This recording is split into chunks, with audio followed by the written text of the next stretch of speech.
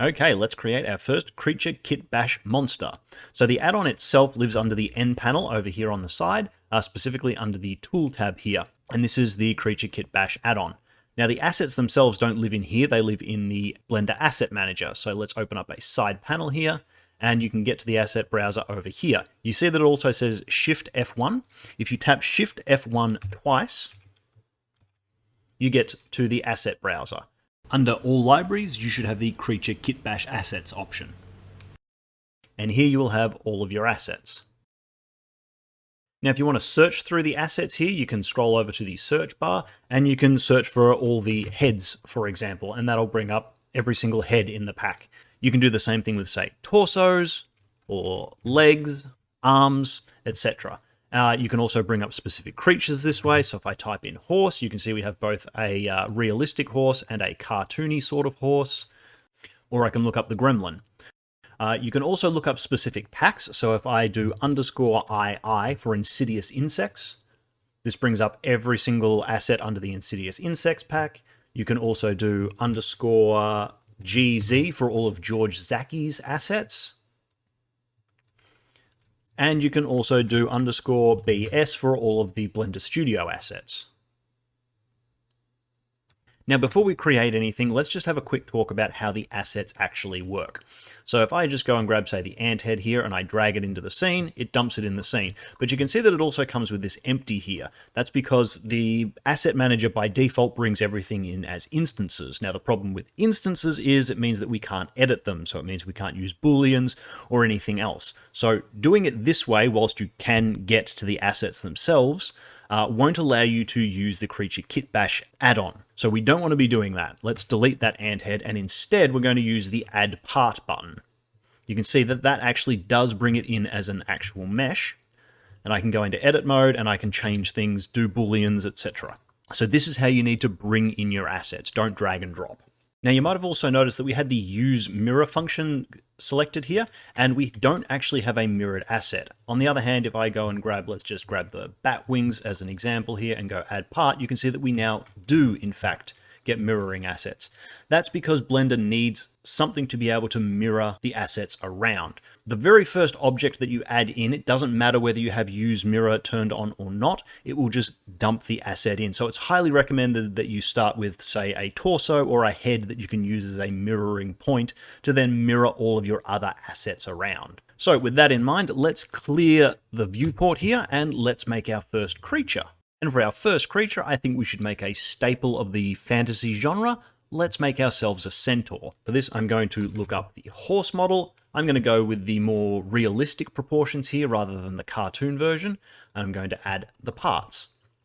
Okay, and let's make this a male centaur. So I'm going to go and find the male realistic, and let's disable mirror, or it will try and mirror it around the horse.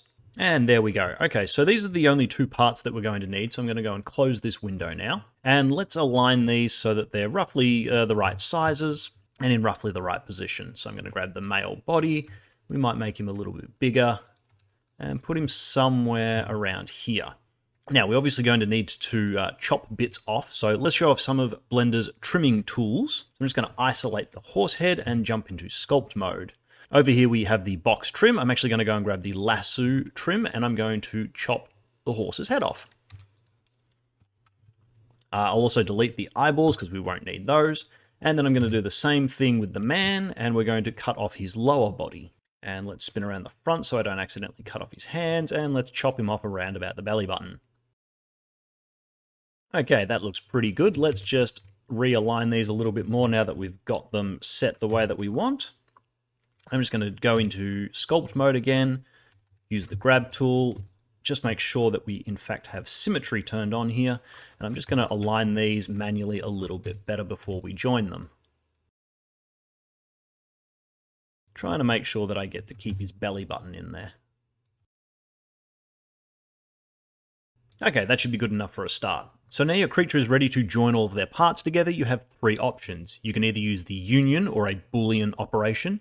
You can use join, which will allow you to go into sculpt mode and remesh, or you can try out the new real-time remeshing feature. Let's start with unions or booleans. I'm going to quickly turn on wireframe so that you can see what actually happens here. Now, if I just wiggle the chest around here, you can see that we do in fact have faces on the bottom here, and we have faces on the top of the horse model. So if I go and hit union now, it's going to punch a hole between those and join both of these meshes. If I go on the inside here, you can see there used to be faces here and now there aren't. Now, booleans are a very fast way of joining models, and they're also very, very good at maintaining any detail. The downside is you do get some kind of nasty geometry wherever you join them. So before you go in and do some more detailed sculpting, I usually like to clean up these areas. Let's just go and make sure that symmetry is turned on, and I'm going to turn on Dyn Topo. You can do that from the side menu over here, or you can just hit Control D. Dyn Topo does automatically triangulate our meshes, but that's okay. If there are additional Dyn Topo settings, you can open up this little menu here. I don't like the relative detail. I always change it to constant, and then I want to get a polygon density that's very similar to the upper body here. So I'm going to use the eyedropper tool and just select somewhere around here, which is going to give us around 4750 resolution. Now I can just use any brush here and sculpt in that detail, but you can see that the more I sculpt, we are actually sculpting and changing the mesh. So what you can do is go and find the simplify brush, which used to be in this side panel here, but it appears that is something that's changed in 4.4. So let's find it down here. And it's now being called the density brush. So if I now brush with this, you can see that it updates our mesh, but doesn't change it terribly much. Even if I go over it multiple times, it is giving it a slight smoothing effect, but it's not building up any mass. And this is a really good way to just quickly fix any of those areas. And there we go, very quickly we now have a centaur character that is ready for more detailed sculpting.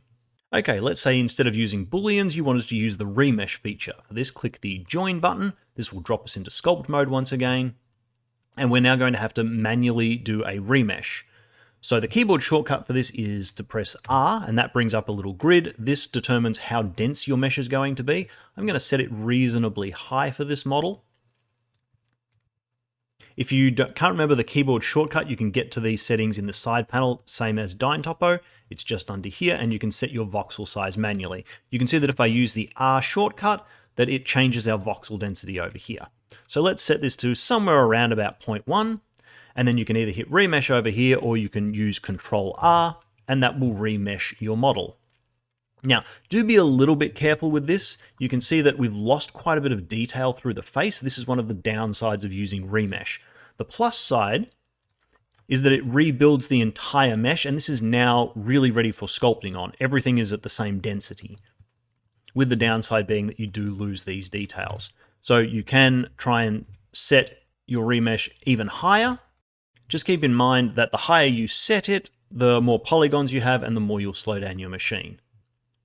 Now, a lot of the times faces do actually require quite a bit of detail, and remeshing isn't the best method. So quite often I'll use the union option to boolean heads whilst using some sort of remesh to connect the rest of the body. And finally, let's have a look at the real-time remesh mode. This is a brand new feature that's been added in Creature Kitbash 2.0, and this is very quickly becoming my go-to method.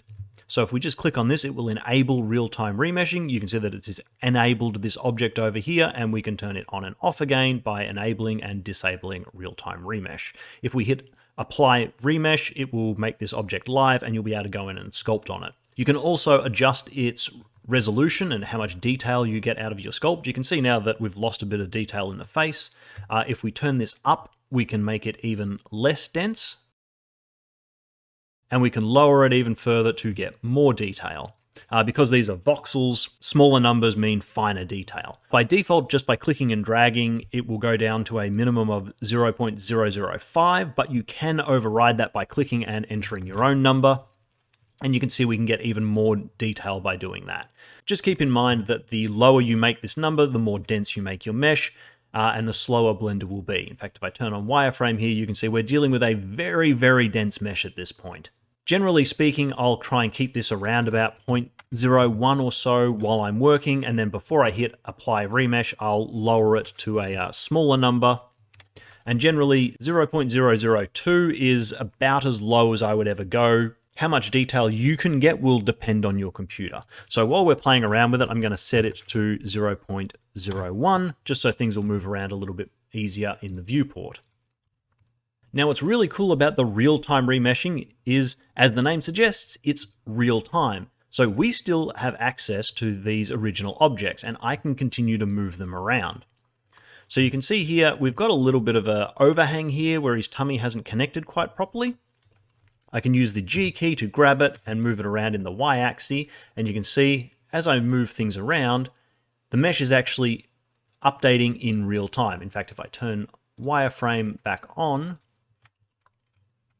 you'll even be able to see that the mesh is changing as we move it around. So I'm just going to put that back in there a little bit so that that tummy area connects just that little bit better. So the really cool thing about real-time remeshing is we don't have to stop here. If we want to add some more parts to this creature, we can, and we can do it while real-time remeshing is still enabled. So let's go and open up the side panel again, and I'm going to bring back the Creature Kitbash assets. And let's change this guy from being a centaur. Let's see if we can make him into a little bit more of a Pegasus.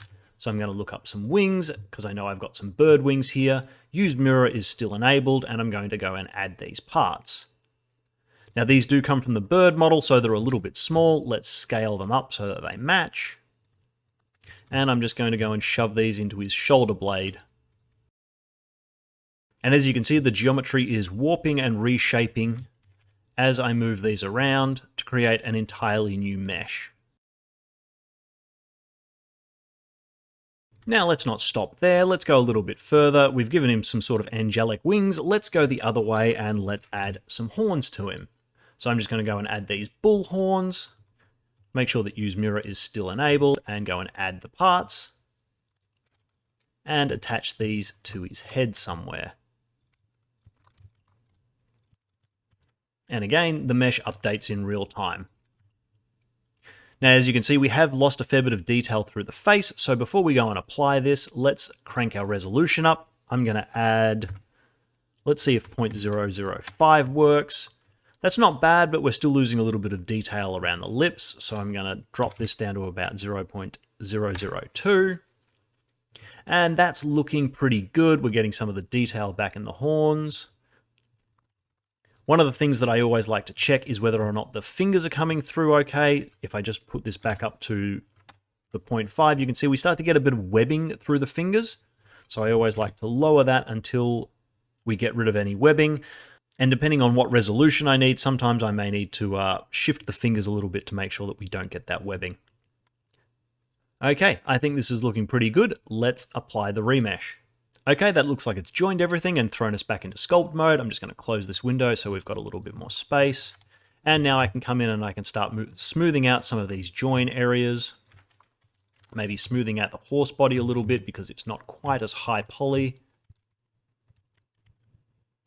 And now this mesh is ready for doing higher detailed sculpting work. Now you might have noticed there's certain objects here that haven't merged. For example, the eyes have not merged. In fact, let's move these back into the skull a little bit, just so that looks a little bit better. The other thing is the feathers here haven't merged, and depending on what objects you're working with, certain things will and won't merge. You can see that these are all stored under the Don't Merge collection, so that you know what's going to merge and what won't merge, and this works regardless of whether you're using Union, Join, or the real-time remesh. So congratulations, you've just kit-bashed your first creature. You should now have all the skills you need to go and make all sorts of weird and wonderful monsters.